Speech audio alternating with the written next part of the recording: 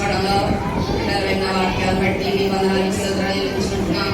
మరి ఇప్పుడు ending lesson మరి అపాత్రాన్ని అయోగ్యరాలని ఎందుకు పనికిరైనా కూడా మీరు ఇచ్చిన అవకాశానికి వందనాలు స్తోత్రాలైనా తొలి నన్ను మీ స్వాధీనంలో ఉంచుకోనండి. మీ మాటలు నాకు అనుగ్రహించండి. వీళ్ళకి ఏ విధంగా చెప్తే అర్థమవుతుంది ప్రభా, మీరే నాకు బోధించండి తండ్రి. మీ సన్నిధి నాతో ఉంచండి, నన్ను మీ స్వాధీనంలో ఉంచుకోనండి. బిడ్డలందరినీ మీ స్వాధీనంలో ఉంచుకోనండి. ట్రస్ట్గా లెసన్ ఇవ్వగలిగినట్లుగా సాయం చేయమని బిడ్డలతో మీరుండండి. మీ సన్నిధిని మా మధ్య నడిపించమని క్రీస్తు వారి నామంలో ప్రార్థించడం పెట్టుకుంటున్నాను తండ్రి.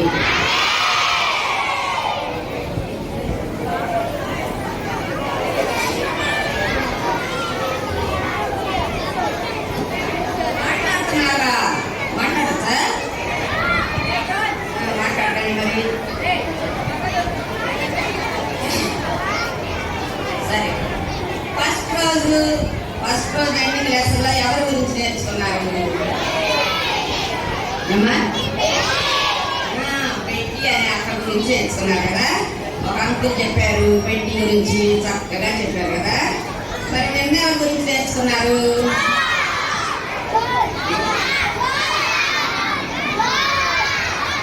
జాన్ అనే అన్న గురించి నేర్చుకున్నారు కదా. ఇద్దరు చాలా మంచి పిల్లలు నేర్చుకున్నారు కదా. వాళ్ళు చిన్న వయసులోనే యేసు ప్రభువుని నమ్ముకున్నారంట. ఇంకా వాళ్ళు దేవుని సేవ చేయాలని వాళ్ళకి ఇష్టం. ఎక్కడ చేయాలని ఇష్టం? దేవుని సేవ ఎక్కడ చేయాలని? ఇతర దేశాల్లో చేయాలి. మన దేశం మన ఊళ్ళో కాకుండా కొన్ని ప్రాంతాల్లో యేసయ్య అంటే ఎవరో తెలీదు, కొంతమంది నశించిపోతున్నారు. యేసయ్య నమ్ముకొని వాళ్ళంతా ఎక్కడికి వెళ్తారు? నరకానికి వెళ్తారు కదా. అట్లా నరకానికి ఎవరు వెళ్ళకూడదని వీళ్ళిద్దరంట మనం చైనా వెళ్ళి చైనాలో సేవ చేద్దాం అనుకున్నారంట. ఈరోజు మరి వాళ్ళిద్దరు చైనా వెళ్ళారా, ఎట్లా వెళ్ళారు, ఎట్లా సేవ చేశారు అనే ఆ స్టోరీని ఈరోజు మనం నేర్చుకున్నామే. మరి వినాలి, మీరు అంత చక్కగా వినాలి. అన్న కలాగా మీరు కూడా మంచి పిల్లలాగా యేసయ్య నమ్ముకోవాలి. యేసయ్య మిమ్మల్ని ఆశీర్వదిస్తారు.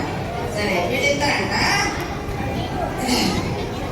మోడీ బైబిల్ ఇన్స్టిట్యూట్ అనే ఇన్స్టిట్యూట్ లో బైబిల్ నేర్చుకుంటున్నారంట. ఏం నేర్చుకుంటున్నారు? బైబిల్ భాషలు నేర్చుకుంటున్నారు.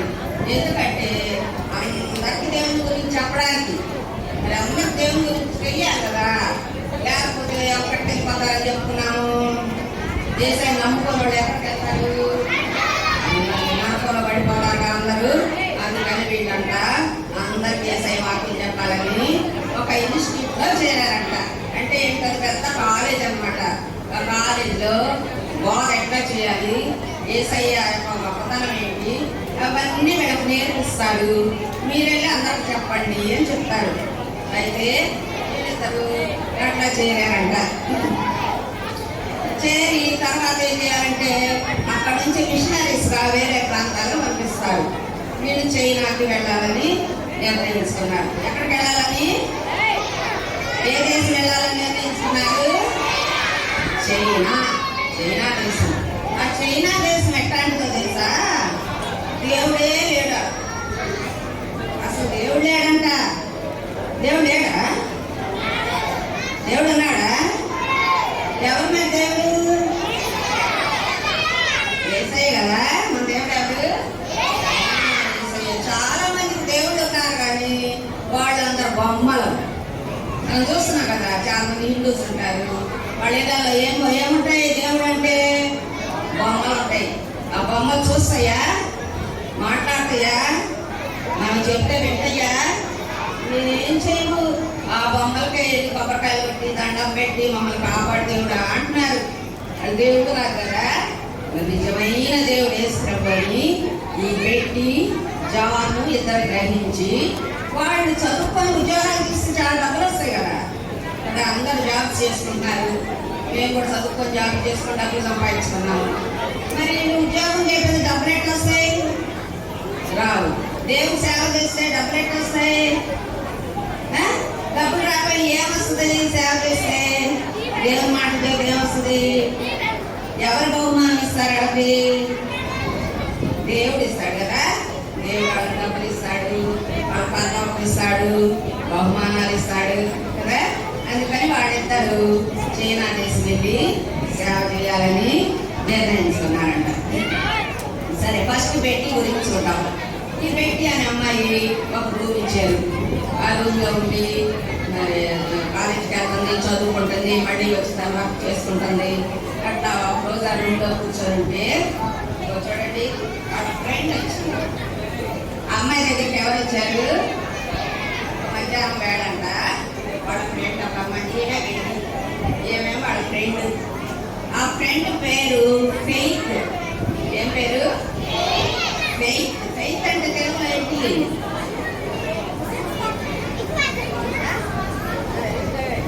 విశ్వాసం. ఫెయిత్ అంటే ఏంటి? విశ్వాసం. అమ్మాయి పేరంట ఫెయిత్ అంట. ఆ అమ్మాయి అంట రోజు మధ్యాహ్నం పెట్టి చూడడానికి వచ్చిందంట వాళ్ళ రూమ్కి. వచ్చి వాళ్ళిద్దరు కూర్చొని మాట్లాడుకుంటున్నారు. చూడండి ఏం మాట్లాడుకుంటున్నారంటే, ఆ ఫెయిత్ అంట బెట్టిని అడిగిందంట. బెట్టి నిన్న నువ్వు నాకు ఒక విషయం చెప్పావు, దాని సంగతి ఏమైంది అందంట. ఏ విషయం అబ్బా నేను చెప్పింది అంటే, అదే నీకు డ్రెస్సులు ఇవ్వన్నావు కదా, ఎక్కడి నుంచి వస్తాయి డ్రెస్సులు ఇవ్వని బాధపడుతున్నావు అందంట. డ్రెస్సులు ఎవరు కుట్టిస్తారు మనకి? అమ్మవాడు కుట్టిస్తారు కదా. మరి వీళ్ళ అమ్మవాడు చాలా దూరాన్ని ఉన్నారు. ఈ అమ్మాయిని ఇక్కడ హాస్టల్లో వేశారు. బట్టలు వాడు చాలా మంది పిల్లలు వాడు కొన్నిట్లా బట్టలు ఇవ్వని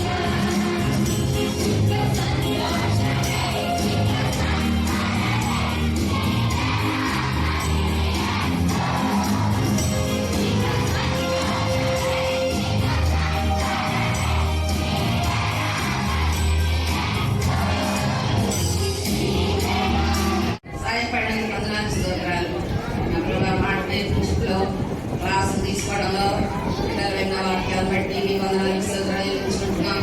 మరి ఇప్పుడు ఎండింగ్ లెసన్ మరి అపాత్రాన్ని అయోగ్యురాలని ఎందుకు పనికిరైనా కూడా ఇచ్చిన అవకాశానికి ఏమన్నా సోదరులైనా కొన్ని నన్ను మీ సాధనలో ఉంచుకోనండి. మీ మాట నాకు అనుగ్రహించండి. ఇట్లకి ఏ విధంగా చెప్తే అర్థమవుతుంది ప్రభా, మీరే నాకు బోధించండి తండ్రి. మీ సన్నిధి నాతో ఉంచండి, నన్ను మీ స్వాధీనంలో ఉంచుకోనండి. బిడ్డలందరినీ మీ స్వాధీనంలో ఉంచుకోనండి. ట్రస్ట్గా దర్శనగలిగినట్లుగా సాయం చేయమని బిడ్డలతో మీరుండండి. మీ సన్నిధిని మా మధ్య నడిపించమని క్రీస్తు వారి నామంలో ప్రార్థించి అడిగి పెట్టుకుంటున్నాను తండ్రి.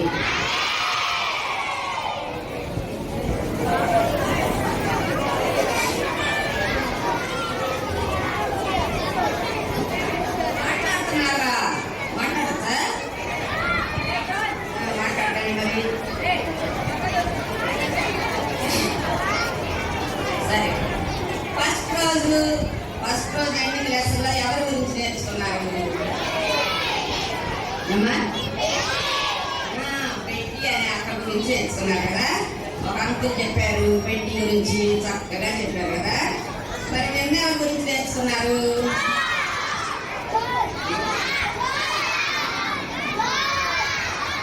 జాన్ అనే అన్న గురించి నేర్చుకున్నారు కదా. ఇద్దరు చాలా మంచి పిల్లలు నేర్చుకున్నారు కదా. వాళ్ళు చిన్న వయసులోనే యేసుప్రభువుని నమ్ముకున్నారంట. ఇంకా వాళ్ళు దేవుని సేవ చేయాలని వాళ్ళకి ఇష్టం. ఎక్కడ చేయాలని ఇష్టం? దేవుని సేవ ఎక్కడ చేయాలని? ఇతర దేశాల్లో చేయాలి. మన దేశం మన ఊళ్ళో కాకుండా కొన్ని ప్రాంతాల్లో యేసయ్య అంటే ఎవరో తెలియదు, కొంతమంది నశించిపోతున్నారు. యేసయ్య నమ్ముకొని వాళ్ళంతా ఎక్కడికి వెళ్తారు? నరకానికి వెళ్తారు కదా. అట్లా నరకానికి ఎవరు వెళ్ళకూడదని వీళ్ళిద్దరంట మనం చైనా వెళ్ళి చైనాలో సేవ చేద్దాం అనుకున్నారంట. ఈరోజు మరి వాళ్ళిద్దరు చైనా వెళ్ళారా?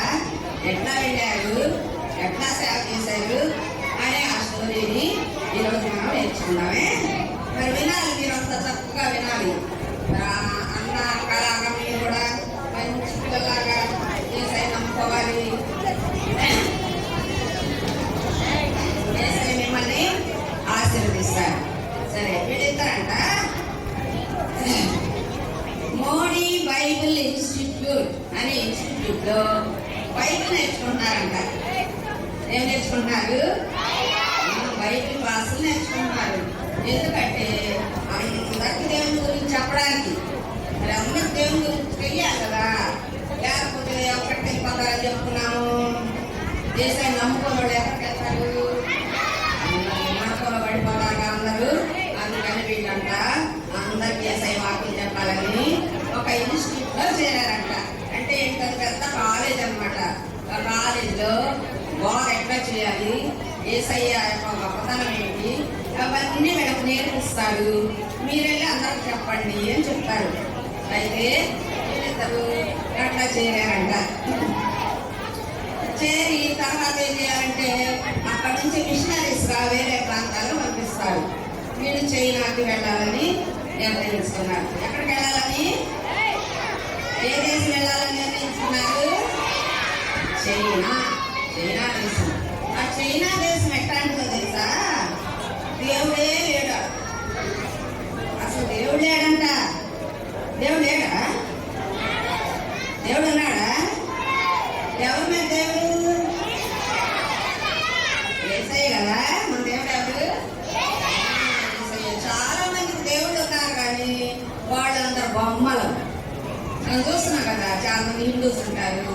వాళ్ళ ఇళ్ళలో ఏముంటాయి? దేవుడు అంటే బొమ్మలు ఉంటాయి. ఆ బొమ్మలు చూస్తాయా? మాట్లాడతాయా? మనం చెప్తే వింటాయా? నేనేం చేయము. ఆ బొమ్మలకి కొబ్బరికాయలు పెట్టి దండం పెట్టి మమ్మల్ని కాపాడు దేవుడు అంటున్నారు. అది దేవుడు కాదు కదా. నిజమైన దేవుడు యేసుప్రభుని ఈ పెట్టి జాను ఇద్దరు గ్రహించి వాళ్ళు చదువుకొని ఉద్యోగాలు తీసి చాలా డబ్బులు వస్తాయి కదా. అంటే అందరూ జాబ్ చేసుకుంటున్నారు. మేము కూడా చదువుకొని జాబ్ చేసుకొని డబ్బులు సంపాదించుకున్నాము. మరి ఉద్యోగం చేయడానికి డబ్బులు ఎట్లా వస్తాయి? రావు. దేవుడు సేవ చేస్తే డబ్బులు ఎట్లా వస్తాయి? డబ్బులు రావాలి. ఏమొస్తుంది సేవ చేస్తే? దేవుని మాట దేవుడు ఏమొస్తుంది? ఎవరు బహుమానం ఇస్తారు? అది దేవుడు ఇస్తాడు కదా. దేవుడు వాళ్ళకి డబ్బులు ఇస్తాడు, వాళ్ళ పదవులు ఇస్తాడు, బహుమానాలు ఇస్తాడు కదా. అందుకని వాళ్ళిద్దరు చైనా దేశం వెళ్ళి సేవ చేయాలని నిర్ణయించుకున్నారంట. సరే, ఫస్ట్ బెట్టి గురించి చూద్దాం. ఈ బెట్టి అనే అమ్మాయి ఒక రూమ్ ఇచ్చారు. ఆ రూమ్ లో ఉండి మరి కాలేజీకి వెళ్తుంది, చదువుకుంటుంది, మళ్ళీ వచ్చి తర్వాత చేసుకుంటుంది. అట్లా ఒక రోజు ఆ రూమ్ లో కూర్చొని ఉంటే చూడండి వాళ్ళ ఫ్రెండ్ వచ్చింది. ఆ అమ్మాయి దగ్గరికి ఎవరు వచ్చారు? మధ్యాహ్నం వేడంట. వాళ్ళ ఫ్రెండ్ ఒక మంచిగా ఏమేమో వాళ్ళ ఫ్రెండ్. ఆ ఫ్రెండ్ పేరు ఫెయిత్. ఏం పేరు? ఫెయిత్. ఫెయిత్ అంటే తెలుగులో ఏంటి?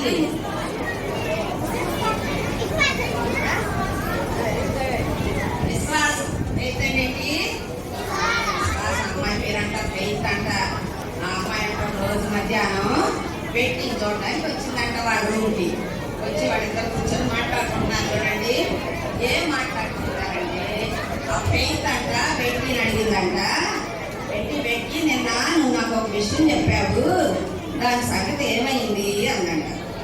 ఏ విషయం అబ్బాయి చెప్పింది అంటే, అదే నీకు డ్రెస్సులు ఇవ్వన్నావు కదా, ఎక్కడి నుంచి వస్తాయి డ్రెస్సులు ఇవ్వని బాధపడుతున్నావు అందంట. డ్రెస్సులు ఎవరు కుట్టిస్తారు మనకి? అమ్మవాడి కుట్టిస్తారు కదా. మరి వీళ్ళ అమ్మవాడు చాలా దూరాన్ని ఉన్నారు. ఈ అమ్మాయిని ఇక్కడ హాస్టల్లో వేశారు. బట్టలు వాడు చాలా మంది పిల్లలు వాడు కొన్నిట్లా బట్టలు ఇవ్వని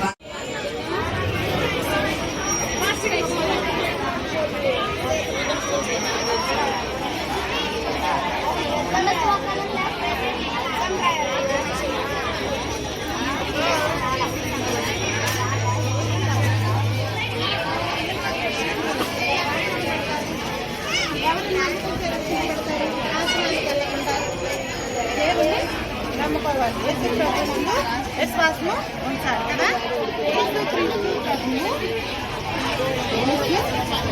క్రీస్తు ప్రభువు మరణమందు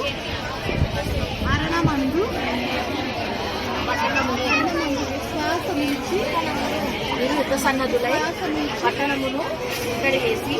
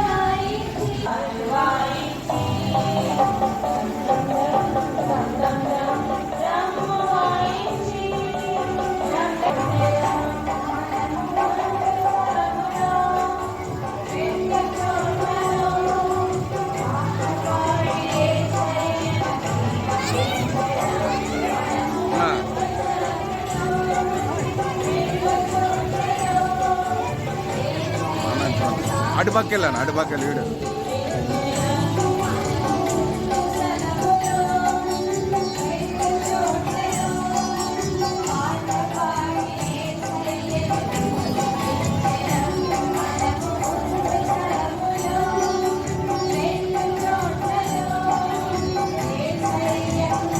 తినేవాడు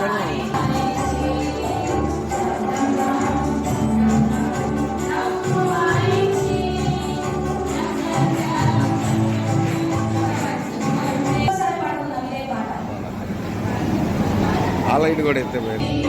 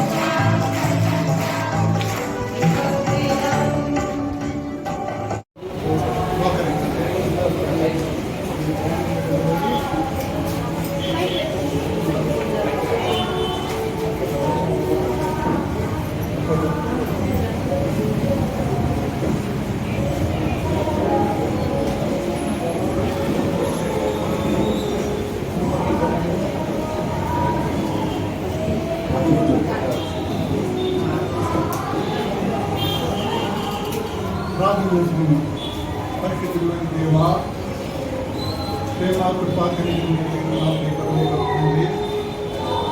ఈ పరిస్థితులు నామలు ఈ యొక్క వీధికి రాత్రి దేవుడు మేము ప్రవేశించినప్పుడు మేము వచ్చిన దేవుడు ప్రార్థిస్తున్నాం మా దేవాలు 2 దినాలు మేము అన్మాత్రమే జరగడానికి పొందడం దేవా మరి 3వ దినంలో కూడా మీరు ప్రతినిధించండి మా ప్రభుని పిల్లల తండ్రి కలిగించింది గ్రహం కలిగే మనసుని పిల్లలకు అనుగ్రహించండి మా ప్రభు యొక్క బోధించి నాకు కూడా మీ యొక్క పర్వ జ్ఞానం అనుగ్రహించి పిల్లలకి ఏ రీతిగా బోధించాలో అది వర్తమానాన్ని మీరే పర్వకుని దయచేయమని ప్రార్థిస్తున్నాము మా ప్రభు వచ్చిన పిల్లబడి ప్రార్థిస్తున్నాం ఆలోచించి కూడా మా తండ్రి కాబట్టి మీ సన్నిధి తీసుకురావాల్సిందిగా ప్రార్థిస్తున్నాం మా ప్రభు నా తండ్రి యొక్క పరిచర్య ఆదరించి అంతానికి మీకు మహిమకరంగా మీకు పిల్లలకు ఆశీర్వాదకరంగా జరిగించే దేవుడు అని ప్రార్థిస్తున్నాం ఈ కొద్ది ప్రార్థన మా ప్రభు చేస్తున్నామని నామ మా తండ్రి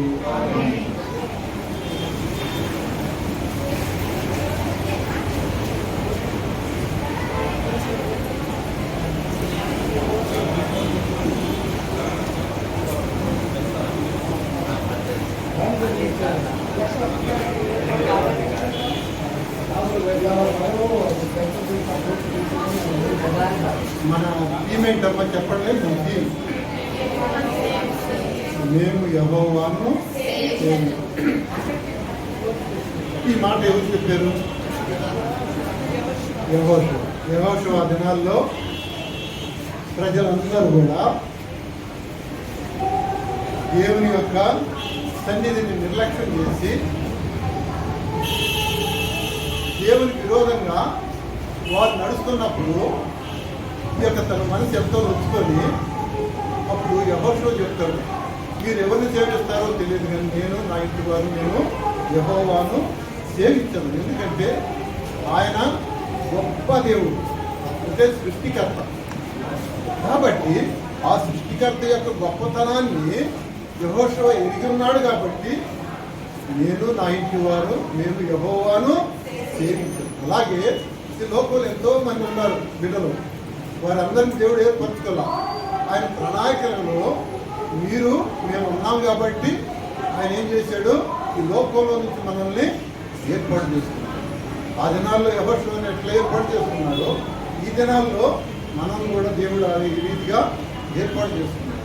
ఆ ఏర్పాటును బట్టి మనం ఇక్కడికి దేవుని యొక్క సన్నిధికి రాగలుగుతాం. కాబట్టి మరి ఆంటీ వాళ్ళు 2 రోజులు ఈ యొక్క వీడియో స్ట్రక్చర్ గురించి చెప్పారు. మొదటి ఏం చెప్పారమ్మా? మొదటి పాఠం చెప్పండి. మొదటి పాఠం ఏంటంటే పట్టణాల గురించి. అవును కదా? అవి ఏం పట్టణాలు గుర్తున్నాయా? దాంట్లో ఏం జరిగింది? ఆ యొక్క పట్టణాలంటే ఒకటి నజరేతు, ఒకటి కపెర్నహూము. నజరేత్ అంటే దేవుని యొక్క చిన్నతనంలో గడిపిన యొక్క సమయం గురించి తెలియపడుతుంది నజరేతు. ఆ చిన్నతనంలోనే ఆయా పట్టణంలో ఆ యొక్క సమాజ మందిరంలో దేవుడు ఆ యొక్క పెద్దల్లో యెషయా ప్రవక్త గురించి బైబిల్ చదివి వినిపించాడు. నజరేతులో జరిగింది. తర్వాత యేసు ప్రభు ఏం చేశాడు? ఈ యొక్క కపెర్నహూముకి ఎప్పుడు వచ్చాడు? ఈ యొక్క నజరేతు నుంచి ఎప్పుడైతే యోహాను దగ్గరికి వెళ్ళి ఆ యొక్క యోర్దాను నదిలో బాప్తిస్మం పొందిన తర్వాత తన శిష్యులను ఏర్పాటు చేసుకుని ఒక స్థలాన్ని ఏర్పాటు చేసుకున్నాడు. ఇది కపెర్నహూము, అది పట్టణం. ఆ పట్టణంలో ఒక ఇంటిని తీసుకున్నాడు. ఇంట్లో తీసుకుని ఆ పట్టణంలో ఆ యొక్క గృహంలో వేసి ఉంటే ఇక్కడ ఏం చేశాడంటే పరిచర్య ఈ యొక్క ఆత్మతో నింపబడి అక్కడ ఎంతో బోధించిన వాడు ఉన్నాడు కపెర్నహూములో దేవుడు. కాబట్టి ఆ యొక్క కపెర్నహూములో దేవుడు కొన్ని అద్భుతాలు చేశాడు. ఒక కపెర్నహూము దేవుడు జరిగింది. అలాగే 2వ పాఠం చెప్పండి. నిన్న అంటికి చెప్పారు కదా అద్భుతం. మరి అద్భుతంలో ఎక్కడెక్కడ చేశాడు?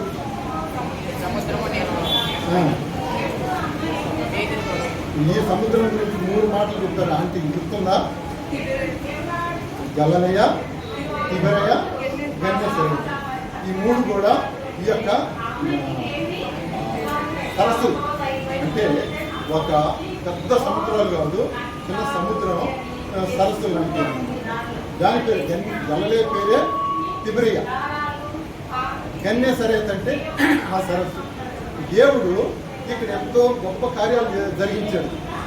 ఎందుకంటే ఆ యొక్క ఒడ్డు నుండి వారికి ప్రసంగించినప్పుడు ఎంతో మంది ఈ యొక్క ఆ వాక్యం వారి హృదయాల్లో దేవుడిని రక్షకుడిని అంగీకరించారు.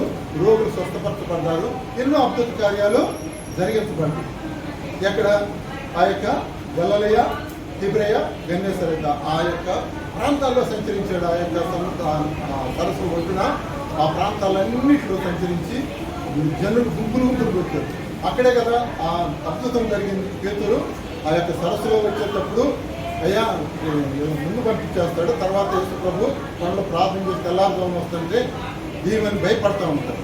అయితే నువ్వే అయితే నన్ను కూడా నడిపిస్తాను సెలవు అన్నప్పుడు లేచి నడువు అని అంటాడు. యేసు ప్రభు పిలిచిన అన్నాలు అని చెప్పు సముద్రం మీద నడిచాడు.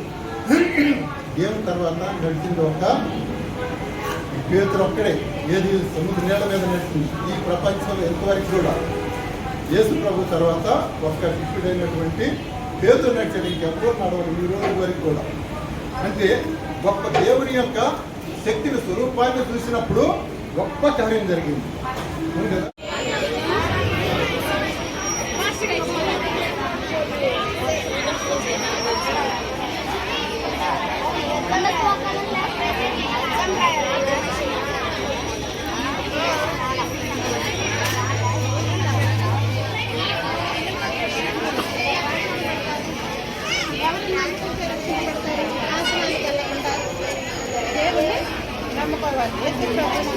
విశ్వాసము ఉంచాలి కదా. క్రీస్తు ప్రభువు మరణమందు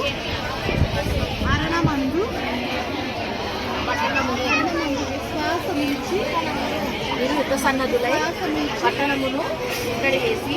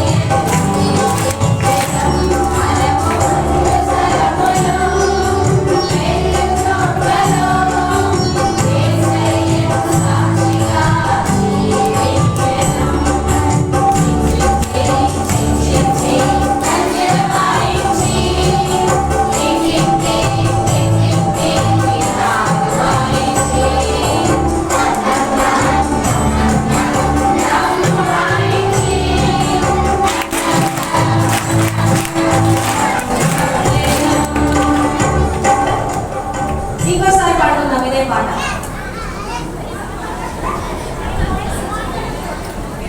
చింగ్ చింగ్ చింగ్